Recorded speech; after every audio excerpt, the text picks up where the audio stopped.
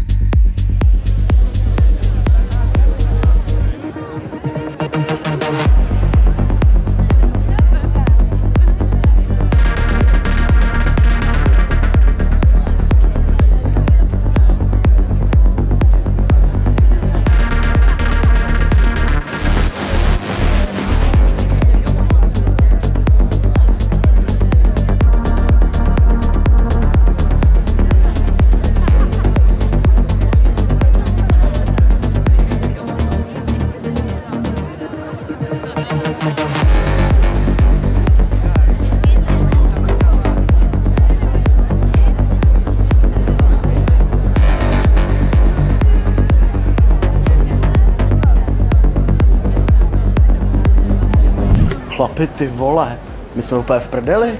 Víte proč? Za 3 dny maturita, ty vole. Chlapi, to je v prdeli, já to nedám. Co jako budeme dělat? No a neexistuje nějaký způsob, jak by to šlo jako obejít celý prostě. Co kdyby jsme ukradli didakťáky? Ty vole, chlapi, to je dobrý nápad. Tak zítra se sejdeme u Jordánu a probereme to, co vy na to? Tak jo. Tak čau. Na zdraví.